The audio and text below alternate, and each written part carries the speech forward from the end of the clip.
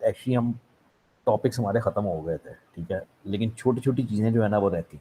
अब छोटी छोटी चीज़ें मैं तुम्हारे ऊपर नहीं छोड़ रहा, मैं तुम लोगों को कह रहा हूँ कि मैं करवा देता हूँ, तो लेकिन वो थोड़ा जल्दी जल्दी करो, मतलब उनको इतना टाइम ज़ाया करने की उनके ऊपर ज़रूरत नहीं कि पूरा दिन उनके ऊपर लगाए।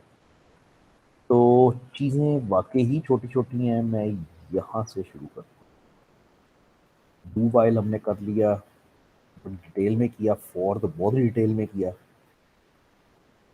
फैक्टोरियल टेबल,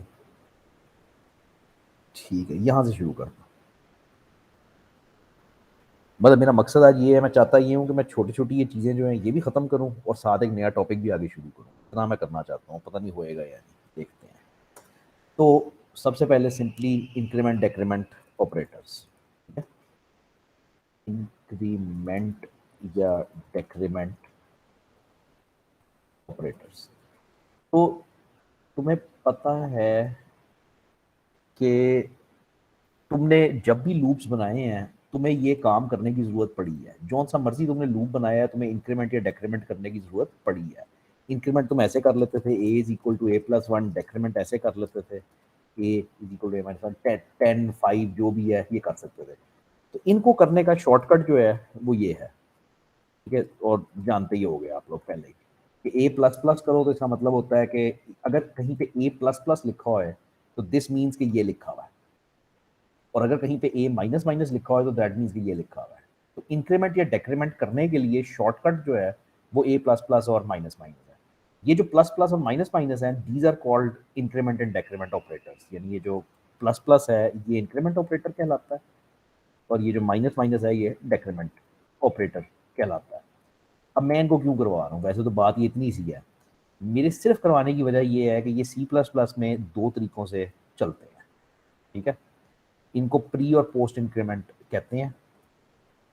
इसका एक तरीका ये है कि इसको as a pre increment use कर लो, और एक तरीका ये है कि as a post increment use कर लो। अच्छा, प्री इंक्रीमेंट में ये होता है कि लिखते ऐसे हैं प्लस प्लस ए, और पोस्ट इंक्रीमेंट में ऐसे होता है कि इसको लिखते ऐसे हैं ए प्लस प्लस। एक तो ये हो गया कि देखते ही तुम्हें कहीं पे प्लस प्लस ए लिखा हुआ मिले तो तुम कहोगे कि हाँ यार इंक्रीमेंट तो हुआ हुआ है क्योंकि प्लस प्लस लगा हुआ है, लेकिन क्योंकि ए से पहले लगा हुआ है इसको हम प्री इंक्रीमेंट कहते हैं, और अगर बाद में लगा हुआ है तो उसको पोस्ट इंक्रीमेंट कहते हैं। 99% ये दोनों एक ही काम करते हैं, दोनों क्या करते हैं, इंक्रीमेंट करते हैं, ए की वैल्यू को बढ़ा देते हैं। 99% इनका काम एक ही है, ठीक है। अब इनमें सिर्फ फर्क क्या है, फर्क सिर्फ ये है कि पोस्ट इंक्रीमेंट में assignment is done before increment, बस सिर्फ इतना सा फर्क है, ठीक है। मैं भी ये एग्जांपल में आपको समझाता हूँ। और प्री इंक्रीमेंट में ये है कि assignment is done after increment of value. मैं फिर कहूंगा कि इसमें कंफ्यूज होना, ज्यादा इस पर स्ट्रेस भी ना करना, 99% ये एक ही काम करते हैं, बहुत ही मामूली सा इनके अंदर फर्क है, और वो जो फर्क है वो अब देखते हैं।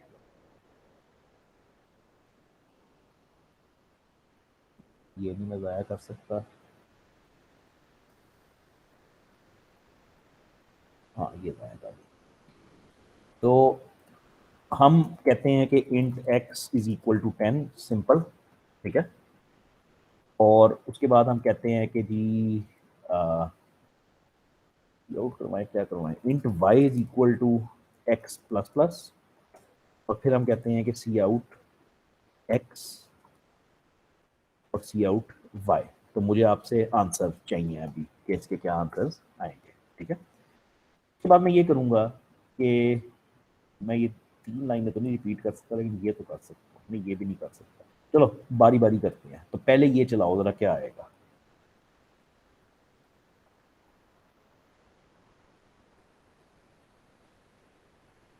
तो जारी बात है एक्स की वैल्यू तो 10 ही आएगी, इसमें तो कोई डाउट नहीं है। वाई की वैल्यू क्या आएगी,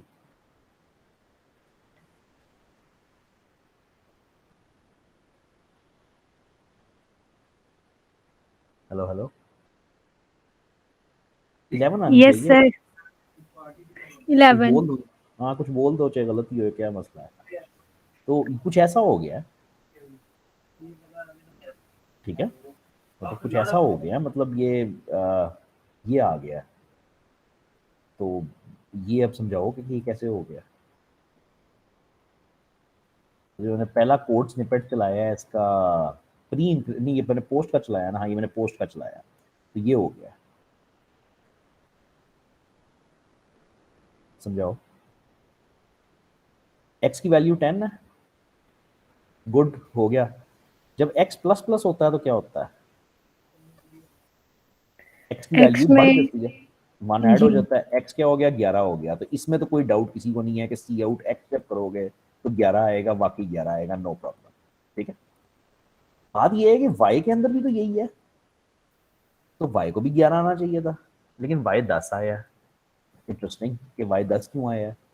तो वाई 10 इस वजह से आया है कि यही तो फर्क है सारा, क्योंकि मैंने पोस्ट इंक्रीमेंट किया है, तो assignment is done before increment, which means कि जब आपने जो ये वाला हिस्सा है ना, y is equal to x वाला, पहले ये होता है, असाइनमेंट पहले हो जाती है।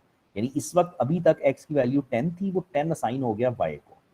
जब ये हो जाता है तो उसके बाद इंक्रीमेंट वाला काम होता है। Assignment is done before increment. इसमें मैंने टाइम नहीं ज़ाया करना, लेकिन अगर इसको समझना हो तो इस तरह करना और अब कहानी बदल जाएगी। ठीक है, अब 11-11 आ जाएगा। और अगर समझ आ रहा है तो ये 11-11 क्यों आया है, चलिए ज़ाया हो जाएगी, इसको ऐसे करो।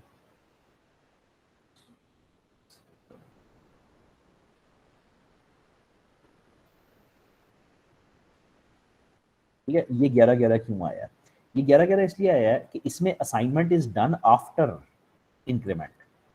बस यही फर्क है। तो इस दफा जब इंक्रीमेंट करोगे तो एक्स की वैल्यू 11 तो होनी होनी है, जहरी बात है, लेकिन जब वो 11 हो चुकी होगी उसके बाद असाइनमेंट होनी है।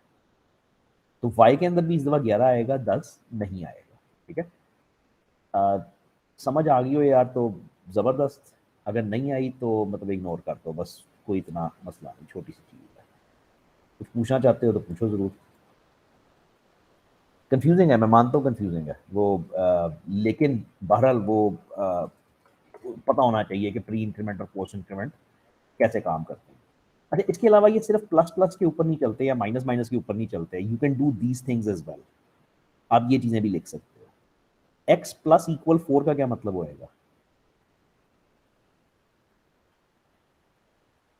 X is equal to x plus 4। यानी मैं कोई भी इस तरह का मल्टीपल ऑपरेटर मिला के लिख सकता हूँ, for example x plus equal 3, और इसका मतलब है मैंने लिख रहा हूँ x is equal to x plus 3। अगर मैं लिखता हूँ एक्स डिवाइडेड टू, नहीं, एक्स डिवाइडेड इक्वल टू, तो इसका मतलब है x is equal to x divided by 2। मतलब शॉर्ट हैंड है, कहीं पे इस तरह की चीज़ें लिखी हुई नजर आए तो वो एरर नहीं है, मतलब वो शॉर्ट हैंड में बस एक लिखा हुआ है, इसको कंबाइंड ऑपरेटर के तौर पे इस्तेमाल करते हैं। प्रोग्राम नहीं कर रहा, इट्स ओके। लो जी, ये छोटा सा टॉपिक है, वैसे ये भी टॉपिक नहीं है, लेकिन बहरहाल एटलीस्ट ये पूरा टॉपिक है। तो ये क्या है, ये है जी स्विच स्टेटमेंट।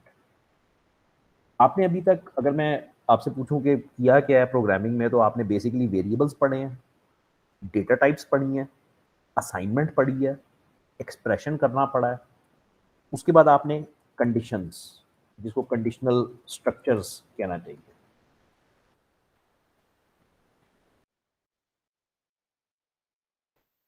कंडीशनल स्ट्रक्चर्स पढ़े हैं। अब कंडीशनल स्ट्रक्चर्स में आपने एक इफ पढ़ा सिर्फ बस, यानी आपने अगर कोई कंडीशनल स्ट्रक्चर बना, कंडीशनल स्ट्रक्चर का क्या मतलब है, ये किसी खास कंडीशन की बुनियाद पे या इधर चले जाओ या उधर चले जाओ, ये कंडीशनल स्ट्रक्चर का माहौल होता है। तो आपने सिर्फ एक ही पढ़ा है जिसको इफ कहते थे। ठीक है, तो दूसरा जो था इसमें, जो दूसरा है जो पढ़ने लगे हो, वो स्विच है।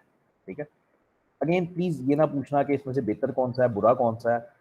तुमने 3 लूप पढ़े हैं, फॉर का, डू वाइल का और वाइल का। मुझे नहीं पता कोई ऐसा दुनिया का काम जो फॉर कर सकता हो और वाइल ना कर सकता हो। ठीक है, या वाइल कर सकता हो फॉर ना कर सकता हो, ऐसा कोई काम नहीं है। ठीक है, वो दोनों लूप्स दोनों चीजें कर सकते हैं। ठीक है, तुम्हें दोनों का इस्तेमाल पता होना चाहिए। उसकी मेन वजह यह है कि तुम किसी का लिखा हुआ जब कोड पढ़ते हो तो तुम्हें दोनों चीजें समझ आनी चाहिए, नंबर 1। नंबर 2, बहरहाल उन दोनों में थोड़ा थोड़ा सा फर्क है। ठीक है, 19-20 का फर्क है। तो जिस टाइम पे जो ज्यादा सूटेबल होता है औजार, अब वो वाला औजार इस्तेमाल कर। ठीक है, तो लूप्स में तो बहुत बारीकी है क्योंकि वो दोनों बहुत ही मिलते जुलते हैं। ये बिल्कुल आसान है, ये बिल्कुल दुनिया ही मुख्तलिफ है। इफ आपने पढ़ा है कि इफ के आगे कंडीशन होती है, फिर उसकी बॉडी होती है, फिर एल्स इफ होता है, फिर उसकी कंडीशन होती है, तो कई शाखें उसकी बन सकती हैं। स्विच बड़ा ही स्पेसिफिक सा वो है कंडीशनल स्ट्रक्चर। तो switch can only be used when dealing with characters और इंटीजर्स। पहली तो ये एक बहुत बड़ी लिमिटेशन मैंने तुम्हें सीधी सीधी बता दी, ठीक है, कि तुम्हें सोचने की ज़्यादा ज़रूरत नहीं कि अगर तुम्हारे पास फ्लोट नंबर है तो फ्लोट नंबर पे तुम्हारे पास चॉइस ही नहीं है, तुम स्विच इस्तेमाल ही नहीं कर सकते, ठीक है, बात ही खत्म। तो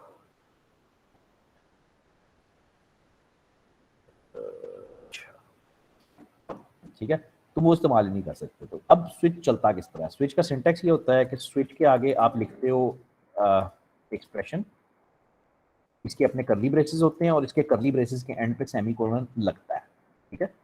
स्विच के अंदर आप केसेस लिख सकते हो। केस मैं लेबल 1 लिखता हूँ और कुछ स्टेटमेंट्स होंगे, ठीक है। उसके बाद मैं लिखूंगा केस लेबल 2 और कुछ स्टेटमेंट्स होंगी, और उसके बाद डिफॉल्ट का केस आप लिखना चाहो तो लिख लो, नहीं लिखना चाहो तो ना लिखो, और कुछ, ठीक है। अच्छा, अब ये जो एक्सप्रेशन है ना, बात यहाँ से शुरू होती है। ये जो एक्सप्रेशन है, this can only be character और इंटीजर, यानी ये जो आपने स्विच के आगे जो भी आप ब्रैकेट में एक्सप्रेशन लिखते हो, उस एक्सप्रेशन का आंसर या तो कैरेक्टर आना चाहिए या इंटीजर आना चाहिए। अगर आपको इफ याद हो तो वो तो दुनिया ही और थी, बल्कि अभी आपने असाइनमेंट में बनाया होगा। तो इफ के आगे तो कंडीशन लिखते हो आप। कंडीशन एक ऐसी बला होती है जो या ट्रू होती है या फॉल्स होती है। यहाँ पे ऐसा कुछ नहीं है। यहाँ पे आपने एक एक्सप्रेशन लिखना है। एक्सप्रेशन क्या होता है? A plus B plus C या कुछ इस तरह का, और वो expression must evaluate to character और इंटीजर। ये स्विच की बेसिक शर्त है।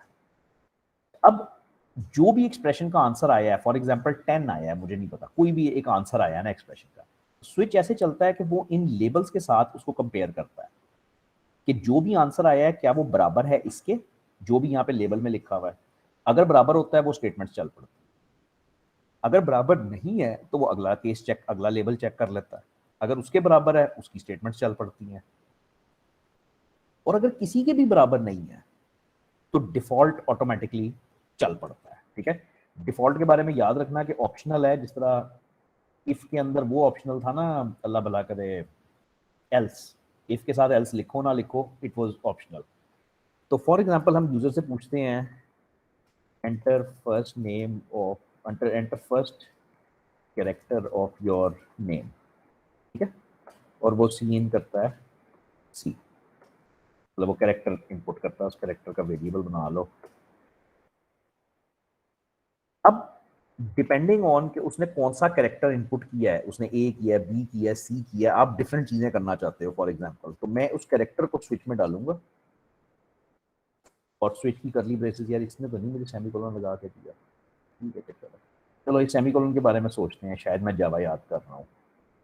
तो खैर बहरहाल मैंने स्विच में सी डाला, विच मीन्स कि जो भी कैरेक्टर उसने इनपुट किया है मैं उसकी बेस पे काम करूंगा, ठीक है। तो मैं कहूंगा केस, अगर उसने ए एंटर किया है तो योर नेम, नहीं, सी आउट करना पड़ेगा, cout your name begins with ए,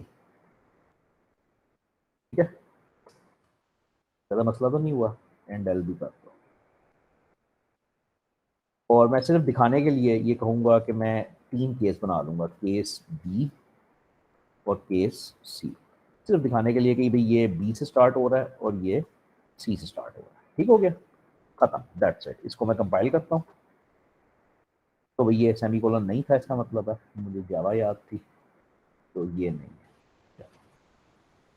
अच्छा, और इसको रन कर दो। तो वो मैं first character of name input करता हूँ, मैं कहता हूँ बी है, नहीं मैं कहता हूँ सी है। वो कहता है कि your name begins with C. यहां तक किसी को कोई मसला? स्विच कैसे चलता है कि स्विच के अंदर जो भी एक्सप्रेशन में लिखा होता है उसका फैसला किया जाता है कि उसमें क्या है। इस दफा वो एक वेरिएबल था और इत्तेफाक से उसके अंदर मैंने इनपुट भी इत्तेफाक से सी ही किया, सी ही मैंने इनपुट किया उसके अंदर। अब उसने पहला केस चेक किया, नहीं हिट लगी, स्किप किया। अगला केस चेक किया, नहीं हिट लगी, स्किप किया। अगला केस चेक किया, हाँ हिट लग गई, वाकई सी है, अंदर आ गया, उसने सी प्रिंट कर दिया। मेरा नहीं ख्याल अभी तक कोई खास दिक्कत होनी चाहिए। फिर यहाँ पे शुरू होएगी कि अब मैं बी एंटर करूंगा तो क्या आना चाहिए, your name begins with B, ये आना चाहिए, ठीक है। बट आएगा ये कि your name begins with B and your name begins with C, ये दो लाइनें आएंगी, ठीक है। मुझे पता है गलत है, लेकिन आप देखो कि हो क्या रहा है। इस दफा मैं ए एंटर करता हूँ, इस बार तीनों आ जाएंगे, A B B B C B. तो स्विच अनफॉर्चुनेटली ऐसे ही चलता है, इसको आप कुछ कर नहीं सकते, ये चलता ऐसे ही है। वो एक्सप्रेशन का आंसर निकालता है, फिर उस एक्सप्रेशन को चेक करता है लेबल के अगेंस्ट। अगर हिट लग गई, यानी अगर मैच हो गया, तो वो उस केस के अंदर घुस जाता है। जाहिर बात है वो ये वाली स्टेटमेंट चला देगा। प्रॉब्लम ये है कि वो इन स्टेटमेंट से फिर बाहर नहीं जाता, मतलब वो ये सारी स्टेटमेंट्स ऊपर से लेके नीचे तक चला देता है, अगर वो एक केस में घुस गया। जब मैंने बी एंटर किया तो उसने पहला केस चेक किया, हिट नहीं लगी, स्किप। उसने अगला केस चेक किया, हिट लग गई, अब वो अंदर आ गया। प्रॉब्लम ये है कि अंदर आके वो छोड़ेगा नहीं, अब वो इसके नीचे जितना कोड है वो सारा एग्जीक्यूट कर जाएगा, यानी वो बी भी आ जाएगा और सी भी आ जाएगा। सिमिलरली अगर मैं ए एंटर करता हूं तो वो इस केस में घुसता है, और अगेन ए तो चला देता है, लेकिन प्रॉब्लम ये है कि उसके बाद सारा ही चला देता है, ठीक है। तो how you get rid of this problem is using break. एक बड़ी पावरफुल सी स्टेटमेंट है जिसको दिमाग में बड़ी क्लियर होनी चाहिए कि ब्रेक क्या करती है। तो ब्रेक स्टेटमेंट को आप डिफाइन ऐसे करते हो, तो इशू क्या है, प्रॉब्लम क्या है? प्रॉब्लम ये है कि when any case executes, execution continues through out the switch block, मतलब वो बाहर नहीं निकलती, वो एक केस में घुस के वो सारी चलाती जाती है, ठीक है। तो can be resolve by using the break statement. Break statement क्या करती है? Break takes execution out of a switch या लूप। ये डेफिनेशन स्ट्रिक्ट है, इसको याद रखना। ब्रेक जो है वो या तो आपको स्विच में से निकालती है या लूप में से निकालती है। लोग कई दफा इसको इस्तेमाल करते हुए इफ में इस्तेमाल कर देते हैं, और जगहों पे इस्तेमाल कर देते हैं, वहां से ये नहीं तोड़ सकती, इसको पता ही नहीं है कि उसको कैसे तोड़ना है। ब्रेक सिर्फ आपको बाहर निकालती है, या स्विच में से या लूप में से। विच मीन्स कि इस दफा मैंने ए लिखा फॉर एग्जाम्पल, तो जाहिर बात है वो पहले केस में घुसेगा जिस तरह पहले भी घुस रहा था, लेकिन अब उसे बाहर नहीं निकलना, उसे सारा चलाना है। तो इसका इलाज हमने क्या निकाला है कि वो जब पहली लाइन चला लेता है तो उसको हम ब्रेक कर देते हैं। और ब्रेक क्या करता है कि ब्रेक आपको स्विच में से, पूरी स्विच स्टेटमेंट में से बाहर निकाल देता है।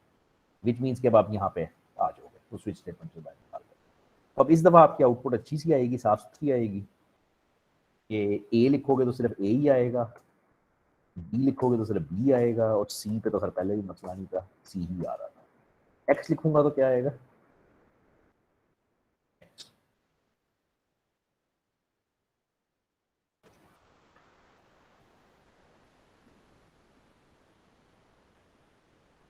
पहला केस मैच करोगे, नहीं लगा, दूसरा केस मैच करोगे, नहीं लगा, तीसरा केस मैच करोगे, नहीं लगा, प्रोग्राम खत्म हो गया, कुछ भी नहीं आएगा, ठीक है, क्योंकि आपने कुछ लिखा ही नहीं, प्रोग्राम खत्म हो गया। तो इस तरह की चीज़ों को संभालने के लिए you can have a default case, जिसमें आप ये लिख सकते हो कि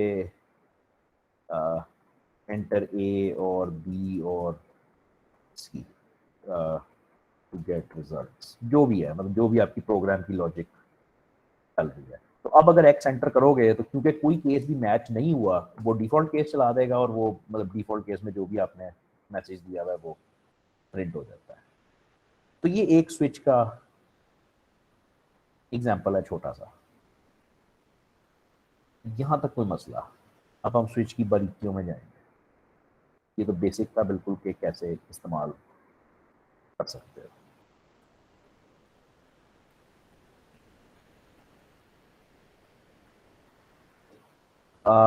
बारीकियां छोटी छोटी ये हैं कि अब मैं आपसे पूछता हूँ कि अगर मैं कैपिटल ए एंटर करता हूँ तो आई एम श्योर पता ही होएगा कि कुछ नहीं होएगा, ठीक है।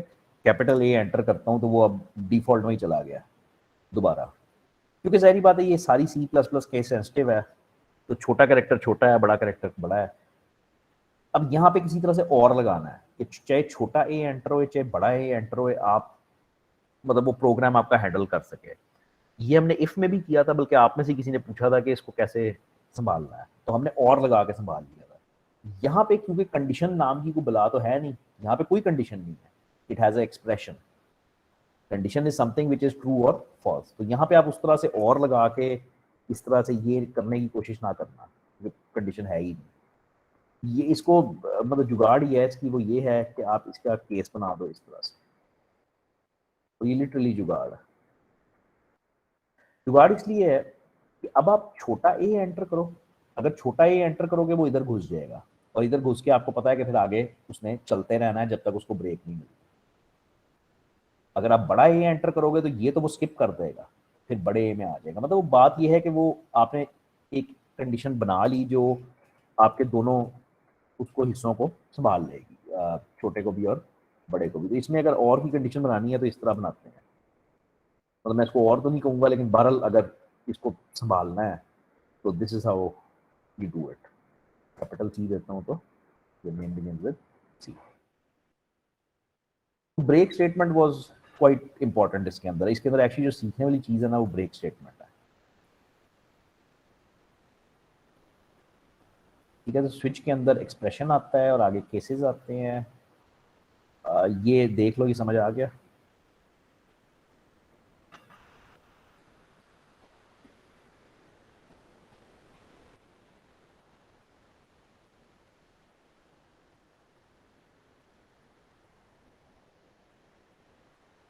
ठीक है, ग्रेड के अंदर कोई भी मेरा ग्रेड है जिसमें ए बी सी डी होएगा, जारी बात है। और कॉन्सेप्ट ये है कि अगर ग्रेड ए है तो वो एक्सीलेंट कहेगा, ग्रेड बी है तो वो वेरी गुड कहेगा, ग्रेड सी है तो वो गुड कहेगा। इस कोड में प्रॉब्लम ये है कि अगर मैं ग्रेड बी कहूँगा तो वो ये सारे चला देगा, very good, good, poor, fail. तो इसका इलाज ये है कि आप इसके साथ लगाओगे ब्रेक स्टेटमेंट्स, विच मीन्स कि आपका प्रोग्राम, उम्मीद है कि ये, हाँ वेरी गुड, उसने यही बनाया, वेरी गुड, ये बहुत ही अच्छा प्रोग्राम। तो इस दफ़ा उसने ग्रेड रखा और इस दफ़ा उसने साथ साथ ब्रेक्स लगाई, ताकि जैसे ही वो ए के अंदर घुसे वो सारे ना चला दे। बी के बाद फिर ब्रेक लगाई, सी के बाद फिर ब्रेक लगाई, डी के बाद भी ब्रेक लगाई, गुड, एफ के बाद भी ब्रेक लगाई, ठीक है। डिफॉल्ट के बाद भी ब्रेक लगाने का दिल कर रहा है लगा लो, लेकिन उसका लॉजिक कोई नहीं है, जरूरत कोई नहीं है। लगानी है तो लगा लो, कोई खराब नहीं हो रहा कुछ, तो लेकिन अच्छा इसके साथ साथ उसने ये भी संभाला हुआ है, वेरी गुड, उसने ये छोटा और बड़ा ग्रेड भी संभाला हुआ है कि अगर आपने और की कंडीशन बनानी है तो वो आप स्विच में किस तरीके से बनाओगे। कंटिन्यू स्टेटमेंट समझाना ज़रा मुश्किल सा काम है, हार्डली कभी इस्तेमाल होती है, लेकिन होती है, बड़ी बारीक जगहों पे इस्तेमाल होती है। तो continue statement forces the immediate next iteration of the loop, ये कंटिन्यू की डेफिनेशन। अब ये हट गया है बिल्कुल, यहाँ पे हम कंडीशंस पढ़ रहे हैं, स्विच पढ़ रहे हैं, उसमें कंटिन्यू आ गया, लूप आ गया, ठीक है। लेकिन कंटिन्यू करता ये है कि आपके कोड में कहीं पे भी जहां पे भी कंटिन्यू का लफ्ज लिखा हुआ आ गया, लूप वहीं से घूम जाता है, ठीक है। यार ये यकीन करो कि इससे कोई क्वेश्चन नहीं है, डेली खत्म कर दूं इसको, चलो थैंक यू। तो एक लूप लिखें जो 1 से 10 तक काउंटिंग प्रिंट करता है। जब लिख लो तो आवाज मार देना। एक लूप लिखो जो 1 से 10 तक काउंटिंग प्रिंट करता है।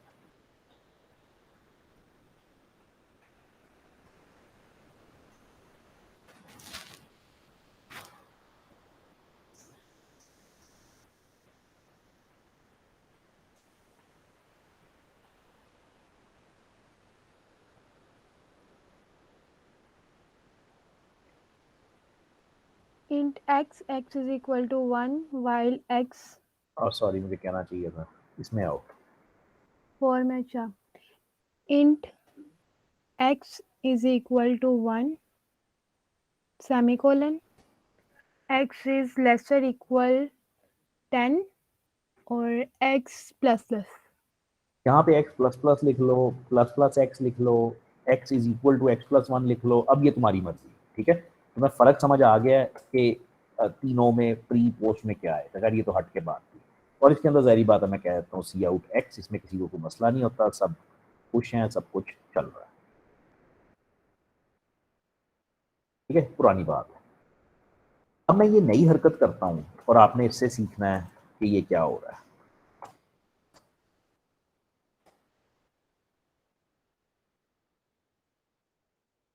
डेफिनेशन याद है या पढ़वा दूँ दोबारा?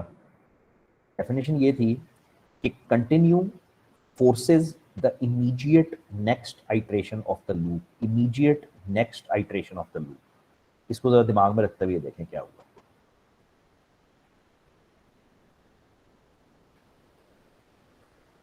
7 गायब हो गया है। 7 गायब हो गया, क्यों गायब हुआ? x की वैल्यू 1 है, कंडीशन फॉल्स है, गुड, ये प्रिंट हुआ, आगे चले गए। x की वैल्यू 2 है, कंडीशन फॉल्स है, सब कुछ ठीक ठाक है, सब प्रिंट हो रहा है। जब ये कंडीशन ट्रू होती है तो मैंने लिखा क्या हुआ है? मैंने लिखा हुआ कंटिन्यू। कंटिन्यू क्या करता है? वो आगे नहीं चलता, आगे जितनी मर्जी 10 12 15 लाइनें लिखी हुई लूप की, कोई फर्क नहीं पड़ता। It forces the immediate next iteration, यानी यहीं से लूप आपका वापस घूम जाता है। जहां पे उसको कंटिन्यू का लफ्ज लिखा हुआ मिल गया, वहीं से लूप दोबारा घूम जाएगा, अगली आइटरेशन कर देगा। यानी जैसे ही x की वैल्यू 7 हुई, आपने कहा कंटिन्यू, विच मीन्स कि वो वापस चला गया, तो 7 की वैल्यू प्रिंट नहीं करवाई आपने, ठीक है ना।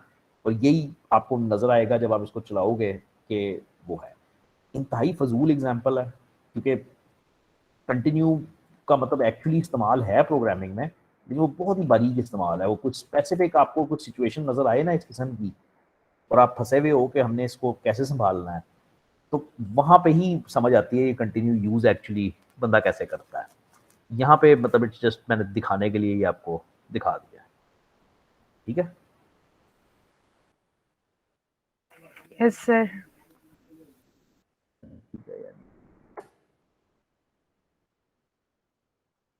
तो गो टू भी है और ये ख़त्म हो जाता है। ये प्रोग्राम बनाओ, ये प्रोग्राम बनाओ, ये मैं बनवाता हूँ आपसे। ऐसे एक आखिरी छोटी सी एक रुपए की बात थी, वो भी कर लो। एग्जाम में आएगा तो फिर तुम लोग कहोगे सर ने करवाया नहीं, फिर मुझे मारोगे। ये एक्चुअली ना 5 5 1 1 2 2 3 3 रुपए की बातें हैं ये वाली। O2 O2 statement is considered very poor programming। Please एक पहली ये बात याद रखना कि आंखें बंद करके गोटू ना इस्तेमाल कर देना। गोटू बहुत ही मजबूरी में, जब कोई दुनिया का और रास्ता ही ना निकले ना, तब गोटू इस्तेमाल करना, वरना ना करना। It's considered very very poor programming, ठीक है। गोटू चलता कैसे है? Very simple. मैं गोटू के आगे कोई लेबल लगाता हूँ, और होता ये है कि execution jumps to that point. Example भी नहीं देना आएगा,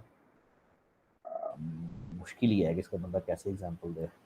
तो मैं कहता हूँ सी आउट हेलो,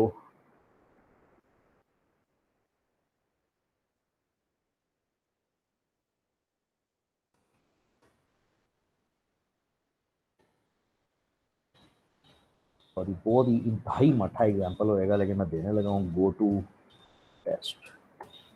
गो टू के आगे क्या लिखते हैं? लेबल लिखते हैं। लेबल क्या होता है वो मैं तुम्हें बताता हूँ। लेबल बल्कि जो अभी हम करके आए हैं वही लेबल होते हैं। लो जी, मैं ये लेबल लगाता हूँ। अभी लेबल का नाम क्या रखा है? टेस्ट। लेबल क्या होता है? लेबल इस तरह की कोई भी चीज होती है, एक स्टिकर होता है बेसिकली, कि तुमने, तुम्हारे पास कोड लिखा हुआ है, तुमने उस कोड में एक निशानी लगानी है, कोई एक स्टिकर लगवाना है कि ये मतलब निशानी कह लो, ठीक है। तो मैंने यहाँ, ये कुछ स्टेटमेंट नहीं है, ये कमांड नहीं है, ये एग्जीक्यूट नहीं करेगी। एग्जीक्यूट ये करेगी हेलो 1, फिर हेलो 2 करेगा एग्जीक्यूट, हेलो 3 करेगा एग्जीक्यूट, हेलो 4 करेगा एग्जीक्यूट, ये स्टेटमेंट एग्जीक्यूट करेंगे। ये तो यानी एक स्टिकर लगा हुआ है ऊपर से, बस एक निशानी लगी हुई है। निशानी लगाते क्यों है? ताकि गो टू को मैं ये बता सकूं कि मैं उसको किधर भेजने की कोशिश कर रहा हूँ। अब क्या होएगा? वो हेलो 1 लिखेगा और उसके बाद टेस्ट पे चला जाएगा। टेस्ट पे जाएगा तो सीधा प्रिंट करेगा हेलो 4। यानी समझ आ गई ना तुम्हें आउटपुट क्या होएगी? हेलो 1 और हेलो 4, ठीक है। तो गो टू बस ये करता है, गो टू आंखें बंद करके आपको उठा के उस जगह पे ले जाएगा जिस जगह पे आपने लिखा हुआ है।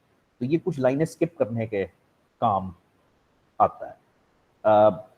ये अगर बुक में ना होता तो रियली करवाने की भी कोई ज़रूरत नहीं थी, क्योंकि ये मतलब इसके अगर असाइनमेंट्स वगैरह हों तो लोग इसके नंबर काटते हैं यूजुअली, और अगर प्रॉपर प्रोफेशनली आप ये कर रहे हो तो फिर कुछ 10 सवाल आपसे किए जाएंगे कि भाई इसके अलावा कोई रास्ता नहीं है दुनिया में गो टू के अलावा। वो पुअर इसलिए होता है कि कल को कोई बंदा यहाँ पे दरमियान में आके कोड चेंज करता है तो वो गो टू की लॉजिक याद रखना संभालना बड़ी मतलब वेरी डिफिकल्ट टू डू कि कैसे उसको मैनेज करते हो। मैंने क्या कर दिया, चलो एक सेकेंड।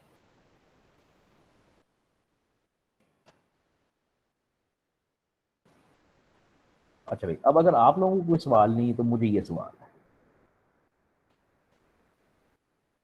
ठीक है जी। मैं इसको मुश्किल करना चाहूंगा। Let's consider a problem in a company there are deductions from salary for employees on a fund. The deduction rules are as follows. होता ये है कि आप एम्प्लॉय से इनपुट करते हो, मतलब आप बेसिकली ये करोगे कि input basic salary of employee, ठीक हो गया। ये आपके पास बेसिक सैलरी उसकी आ गई, उसने फॉर एग्जांपल कहा कि मेरी बेसिक सैलरी है जी 10,000। अब आपने उसके ऊपर डिडक्शंस कैलकुलेट करनी होती है। If salary is less than 10,000 तो नो डिडक्शंस।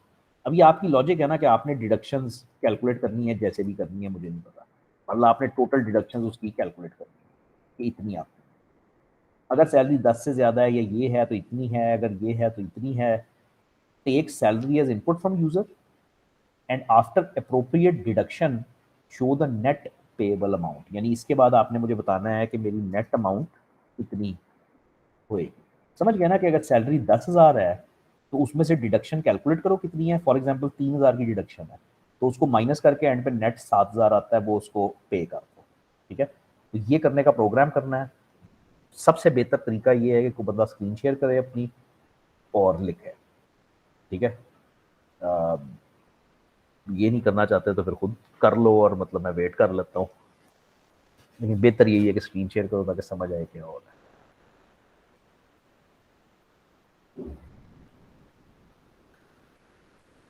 हाँ जी, करता है कोई हिम्मत?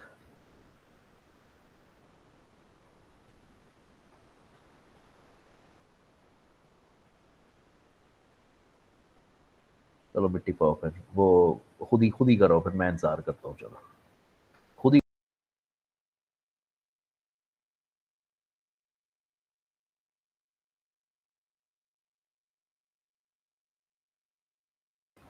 चलो फिर खुद ही करो और मैं इंतजार कर रहा हूँ, ठीक है।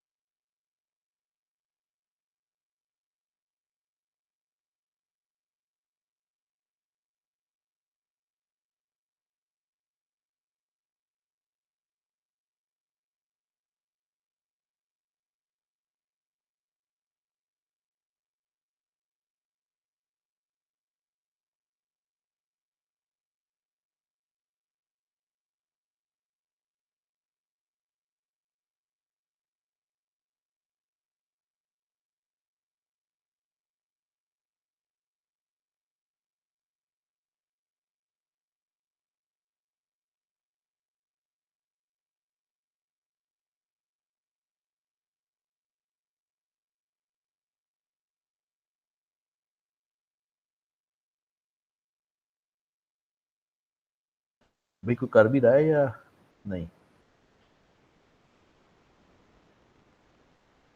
ट्राई कर रही हूँ। चलो।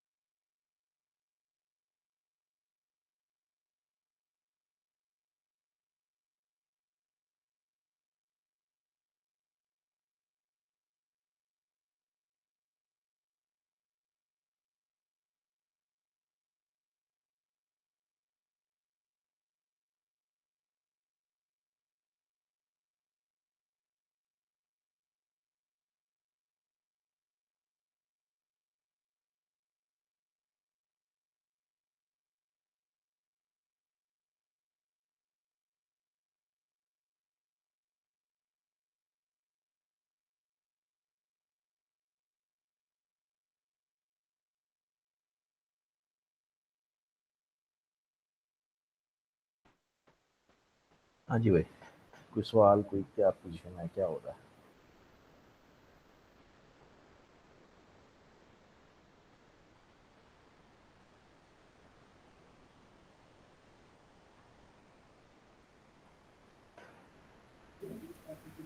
अभी तक तो सही चल रहा है। ओह, इसलिए पता नहीं आगे। अच्छा, क्या करें? स्क्रीन शेयर कर दो तो आसान होएगा, डबल डबल नहीं करना पड़ेगा। Okay sir. कर सकती हो? जी सर। करो करो करो, सबसे सबसे आसान है।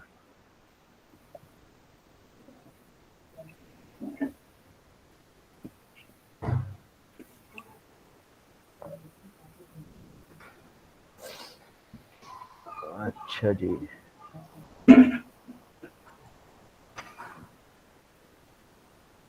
स्विच में क्यों चली गई?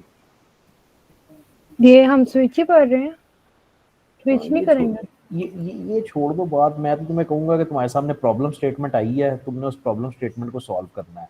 तुम स्विच में कर लो, मुझे एतराज नहीं है, लेकिन मुझे समझ नहीं आया कि स्विच में क्यों चली गई है। मुझे लगा स्विच पढ़ रहे हैं इसलिए स्विच करना है। नहीं, बिल्कुल कतन 1% भी ज़रूरी नहीं। अब दोबारा, हाँ, ये ईज़ी होके अपने दिमाग से करोगे, कैसे करोगे?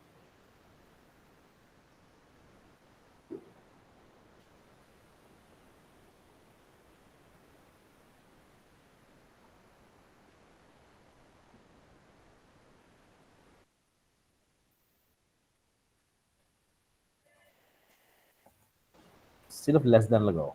उसने लिखा हुआ है salary is less than 10,000 then no deduction. अब नो डिडक्शन कैसे संभालोगी?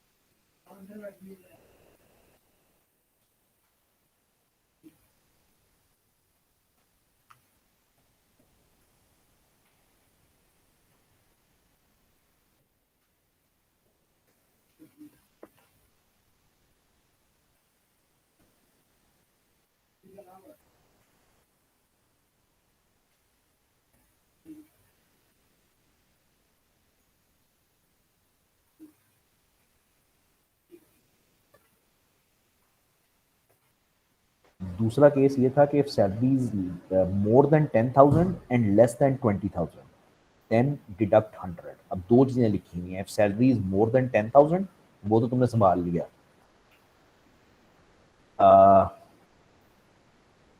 और अब वो साथ दूसरी चीज़ लिखी हुई है कि मतलब वो 20,000 से कम, यानी 10 और 20,000 के दरमियान में होनी चाहिए। ये कैसे संभालोगे? ये सोचना पड़ेगा थोड़ा। हाँ हाँ, सोचो सोचो, नो प्रॉब्लम, सोचो। उसने लिखा हुआ है कि सैलरी 10 और 20,000 के दरमियान में होए तो उसके 1,000 रुपये काटने हैं। ये बेसिकली लिखा हुआ है। अब इसको कोड में कैसे संभालोगी, सोचो जरा 2 मिनट। किसी को भी आइडिया है तो बोल सकता है।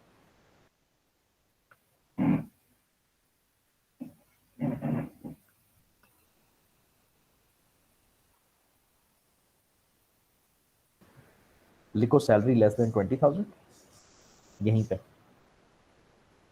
नहीं, ये ठीक है, इसको छोड़ दो, ये ठीक है। सैलरी ग्रेटर देन 10,000 एंड आगे लिखो सैलरी लेस देन 20,000। एंड पता नहीं, ये तो बाद में सोचेंगे। फिलहाल लिखो सैलरी लेस देन 10,000, 20,000, या सॉरी। हाँ। अब ये तुम क्या कह रही हो? तुम कह रही हो कि सैलरी 10,000 से ज़्यादा होनी चाहिए एंड सैलरी 20,000 से कम होनी चाहिए।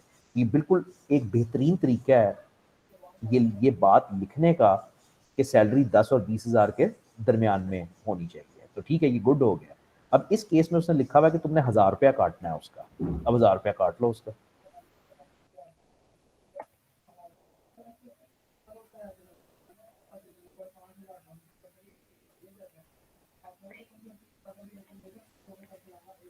सर सही है। बस मैं बोलूँ ना तो ठीक है। ओके लिखी सर। जाए, हाँ, लिखी जाए।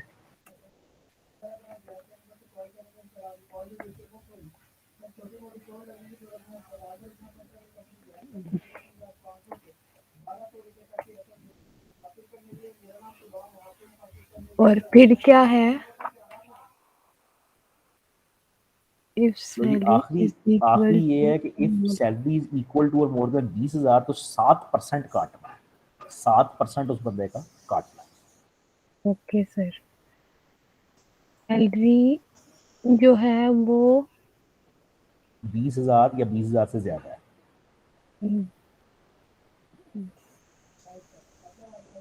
यस बिल्कुल। अब 7% काटना है उसका।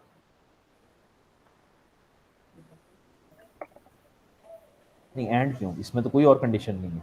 ठीक है। बस अगर सैलरी 20,000 से ज्यादा है तो बस उसका 7% काटना है। अब 7% काटो।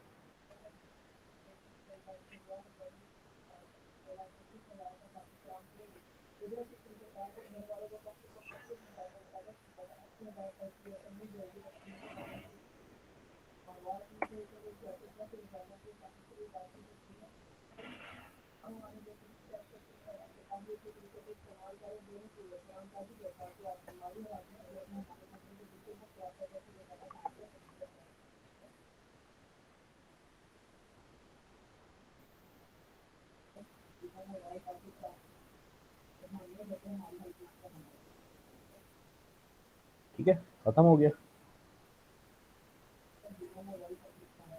नहीं कंपाइल ना करो, कंपाइल बिल्कुल ना करो। मुझे ये बताओ कि ये खत्म हो गया बस, ठीक है आपकी लॉजिक यहाँ तक खत्म, मतलब ये ठीक है। अब इसको चेक करो। एक तो ये है कि बाकियों का हाल मुझे बहुत ही बुरा लगता है, बहुत ही ख़राब लगता है, क्योंकि किसी ने रोका ही नहीं दरमियान में, मतलब किसी भी चीज़ पे ये गलत है, वो गलत है, वो गलत है, मतलब मुझे कुछ 10 एक चीज़ें नज़र आ रही हैं इस वक्त जो गलत है। तो किसी को नहीं पता कि क्या गलत है। आप बड़ा बुरा हाल होने वाला है आप लोगों का फिर। ये मैंने यहाँ पर वो नहीं लगाई, लगा दो, ब्रेसेस ये नहीं लगाई। लगा दो, लगा दो। और थोड़ा टैब भी दबा दिया करो, थोड़ा वो अच्छा हो जाता है ज़रा। यहाँ पेस्ट करो, हाँ वो ज़रा पढ़ने में ईजी हो जाता है, बस और कुछ नहीं। ठीक है चलो, अब बाकी भी संभाल लो। एक मसला तो ये, 3 मसला तो ये निकल गया।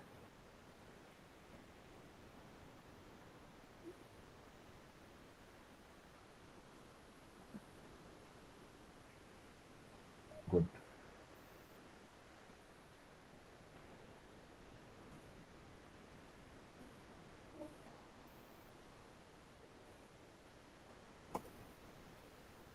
मेरे ख्याल में अब ये कंपाइल तो हो जाएगा, यानी अब अगर तुम इसको F9 दबाओगी तो मेरा ख्याल एक कंपाइल तो अब हो जाएगा। करना ज़रा, चलाना ना लेकिन। चल गया, हाँ कंपाइल तो हो गया। अच्छा वो इनपुट नहीं की सैलरी तुमने, देखते हैं। हाँ ठीक है, कंपाइल तो हो गया। अच्छा अब इसको बंद कर दो। अच्छा अब भी इसमें मसले हैं, अभी भी मसले हैं, लेकिन अब ज़रा ये है कि मुश्किल है काफ़ी कि अब इसको देख के तुम मसले बता सको। तो फिर अब ऐसे करो कि अब चला। वो एक मैसेज देने वाला कि मैंने नहीं वो तो मैसेज वो पॉइंट। उसको उसको मैं मसले में कंसिडर ही नहीं करूँगा। चलो तुम चला के देखो एक बार। सैलरी एंटर करो 5,000, देखो क्या होता है। तुम्हारी सैलरी 5,000 आ गई, यानी कोई डिडक्शन नहीं हुई। गुड। अब 11,000 एंटर करो।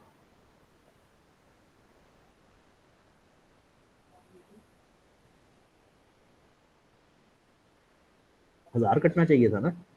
जी। नहीं कटा, करो ठीक। अच्छा। ओ हाँ, यहाँ पे एबल करना है। हाँ ठीक हो गया, एक बार टेस्ट कर लो चला के। वैसे तो ठीक हो गया, मुझे पता है कि ठीक हो गया, लेकिन एक बार चेक कर लो।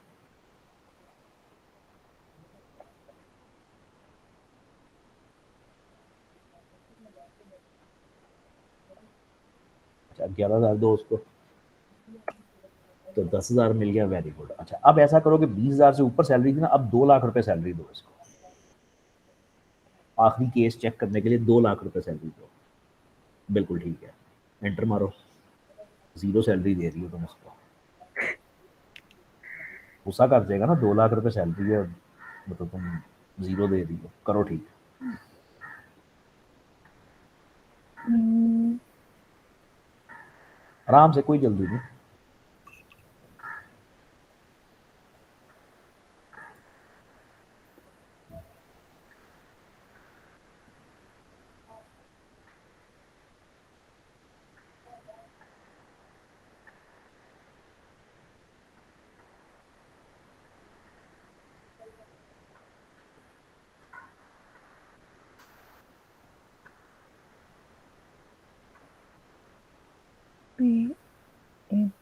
नहीं समझ आया? नहीं नहीं, छोड़ छोड़ छोड़ दो, इधर ही है, सामने ही है।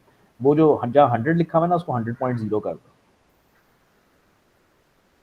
100.0 कर दो। अब खुद ही याद कर लेना बाद में कि मसला क्या था। अब चला के देखो,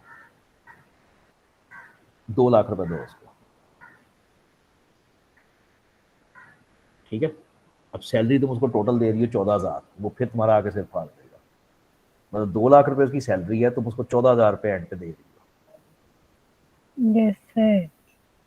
यहाँ पर मैंने जो थे 3 वेरिएबल्स सेलेक्ट किए थे, तीसरा तो मैंने यूज ही नहीं किया, डिडक्शन। हाँ लेकिन तुम उसी मतलब तुम ज्यादा उस मसले, हाँ मतलब ये भी इस तरह से भी कह सकती हो, या एक बात ये थी कि तुम इसी के अंदर संभाल सकती हो कि कैसे संभालना, मतलब जैसे भी करना चाहो संभालो जरा कैसे करती हो। जो तुम कह रही हो ना, अगर तुम डिडक्शन यूज करना चाहती हो तो फिर डिडक्शन को, ये जहाँ पे पेबल लिखा हुआ है ना लाइन नंबर 22 पे, जी इसको डिडक्शन बना दो। और अब नीचे जहाँ पे पेबल लिखा हुआ है वहां पे लिखो सैलरी माइनस डिडक्शन।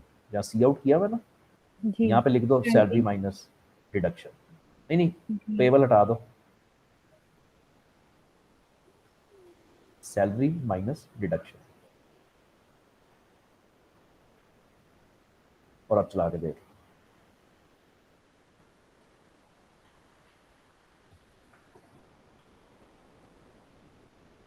तो ठीक है, वो मान जाएगा। अब 1,86,000 रुपये तुम उसको दे रही हो कट कटौतियाँ करके, ये परफेक्ट है प्रोग्राम, ये बिल्कुल ठीक है। ठीक है, वेरी गुड, ज़बरदस्त। अब ज़रा ऐसा करना है, इस पर मैं कंट्रोल नहीं ले सकता, तो मुझे ये कोड जो है ना सारा तुमने कॉपी करके कंट्रोल, मतलब तुम सिर्फ मेन के अंदर जो लिखा हुआ ना सारा, ये मेन के अंदर वाला, ये सारा ज़रा मुझे कॉपी करके इधर चैट पे दे दो और स्क्रीन स्टॉप कर दो शेयर कर दो।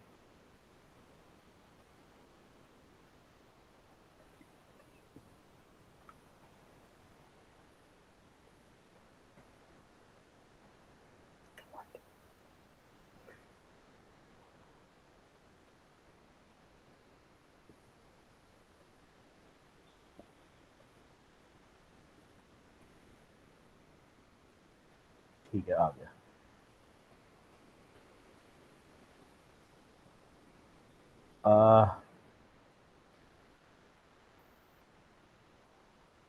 मैं तुम्हें सिर्फ एक दो चीज़ें दिखाना चाहता हूँ। कुछ इन चीज़ों को करने के ना को 15-20 रास्ते होते हैं हर चीज़ को करने के। तुमने स्विच से स्टार्ट किया था, बूटस्ट्रैप से भी हो सकता था, लेकिन वो कुछ बेहतर रास्ता है इसमें, डेफिनेटली 100% इफ था इसके अंदर। ठीक है, अब एक चीज़ नोट करो, तुम कर क्या रही हो। तुम इधर भी सी आउट सैलरी करा रही हो, इधर तुम सी आउट पेबल करा रही हो, इधर तुम सी आउट हर दफ़ा करवा रही हो। अब जरा मेरा तरीका देखो कि मैं क्या करता हूँ। ठीक है, मैं इसको कोड को छोटा करूँगा। छोटा ऐसे करूँगा कि मैं कहूँगा कि इधर टेबल तुमने कैलकुलेट कर लिया, वो है सैलरी के बराबर। ठीक है, इधर तुमने पेबल कैलकुलेट कर लिया, वो है जो भी है। ठीक है, और इधर तुमने डिडक्शन कैलकुलेट कर ली किसी वजह से, पेबल क्यों कैलकुलेट किया इधर, इधर भी पेबल ही कर लो ना, ज़रा आसान हो जाता है। तो payable is equal to salary minus ये सारा। ठीक है, and you don't need deduction variable, क्यों ले रही हो, नहीं चाहिए। ठीक है, तुमने यहाँ पे पेबल कैलकुलेट कर लिया, तुमने यहाँ पे पेबल कैलकुलेट कर लिया, और तुमने यहाँ पे भी टेबल कैलकुलेट कर लिया कि सैलरी में से तुमने 7% माइनस कर दिया, जिस तरह तुम आम जिंदगी में कैलकुलेटर पे करोगे, और तुम्हारे पास ये आ गया। और जब ये खत्म हो गया, तो अब ये इफ की कंडीशन खत्म हो गई, बड़ी सादा सी मैंने बना दी एक एक लाइन की करके। ठीक है, अब मैं यहाँ पे उसकी सैलरी स्लिप प्रिंट करूंगा। तो मैं कहूँगा कि बेसिक सैलरी, ये मैं आपसे बिल्कुल एक्सपेक्ट नहीं कर रहा था कि आप मतलब ये करो, लेकिन मैं सिर्फ एक तुम्हें चीज़ दिखाने के लिए कि ये कितने आराम से हो जाएगा अगर आप इसको कम से कम कॉम्प्लिकेटेड कर दो। ये हमारी बेसिक थी, ये हमारी क्या थी, बस हमने 2 ही लाइनें लिखी हैं ना, तो ये पेबल होएगी। डिडक्शन हमने अलग से कैलकुलेट ही ना की, तो बस ये हमारी पेबल पेबल सैलरी होएगी, और ये होएगी पेबल। हमारा प्रोग्राम 100% ठीक है, कोई मसला नहीं है, लेकिन मैं ज़रा ऐसे कर रहा हूँ। 1 लाख रुपए मेरी बेसिक सैलरी है, और 93,000 मुझे हाथ में मिल रहा है, और उसके बाद मैं कहूँगा कि 13,000 मेरी सैलरी है, तो उसमें से 12,000 मिल रहा है मुझे, और मतलब एक सैलरी स्लिप टाइप की चीज़ थोड़ी सी प्रिंट हो जाती है, सो ऑन। मेरा यहाँ पे सिर्फ स्ट्रेस करने का मकसद एक है, वो ये है कि अक्सर होता है अक्सर होता है कि बंदा जब इफ की कंडीशन लिखता है तो वो चीज़ें रिपीट कर रहा होता है। तुम सी आउट रिपीट कर रही थी, तुम इधर भी सी आउट कर रही थी, इधर भी सी आउट कर रही थी, इधर भी सी आउट कर रही थी। तो मैं उस सी आउट को एक दफ़ा बाहर ले आया, बजाय इसके कि मैं वो 3 लाइनें ज़ाया करूँ, मैंने एक दफ़ा वो बाहर कर लिया। और ये कोशिश किया करो। इफ होना चाहिए प्रोसेसिंग के लिए, लॉजिक के लिए, लड़ने के लिए कि मतलब कौन सी चीज़ करना हम चाह रहे हैं, और फिर जौन सा एक्चुअली एंड रिजल्ट है वो उस तरफ आप निकलते हो। लो भाई, मैंने रोक लिया अपने आप को इधर जाने से। तो ये मैंने स्टार्ट करना था, आज मैंने रोक लिया अपने आप को। फंक्शन हमारी अगली क्लास होएगी पूरी, अब बस अब हर चीज़ टॉपिक है। उसने इसको बनाया है स्विच से, पढ़ लेना, नथिंग स्पेशल। सैलरी को डिवाइड किया 10,000 पे। अब आंसर 3 किस्म के आ सकते हैं, या तो 1 से छोटा आएगा या 1 से बड़ा आएगा। तो अगर केस 0 है तो दैट मीन्स कि आंसर 1 से छोटा आया है, विच मीन्स डिडक्शन 0 है। अगर एग्जैक्ट 1 आता है तो इसका मतलब है कि ये उसका वो एग्जैक्टली 10,000 है, तो फिर उस केस में वो डिडक्शन पे गया। और अगर उससे ऊपर आता है तो फिर 7% पे वो चला गया। But this is not a good way of doing it. ये मतलब ये वही बात है कि उसने स्विच का चैप्टर है तो उसने स्विच ज़बरदस्ती डाल के दिखा दिया है। बहरहाल ये प्रोग्राम अगर आपको कागज़ पे लिखा हुआ कोई भी दिखाएगा तो ये साफ साफ चीख चीख के कह रहा है कि ये इफ़ का प्रोग्राम है। If salary, if salary, if salary. ठीक है, देयर इज़ नो नीड के इसको स्विच से करे बंदा। तुम्हें पता है अगली क्लास क्या है, तुम्हें पता है लेक्चर 9 है, तुम्हें पता है फंक्शंस पढ़ने हैं, प्लीज़ पढ़ के आना। ठीक है, क्लास का फ़ायदा उठाओ, एग्जाम्पल्स करो मेरे साथ, प्रैक्टिस करो मेरे साथ, मतलब जितनी कर सकते हो। वो बुक से नहीं हो सकती, तो वो टॉपिक तो कम से कम पढ़ के आओ ना, कि आपको आइडिया हो कि हो क्या रहा है। लेक्चर 9 होएगा नेक्स्ट टाइम। चलो भाई, अगर कोई मसला नहीं, कोई चीज़ नहीं, तो मैं रुकूंगा।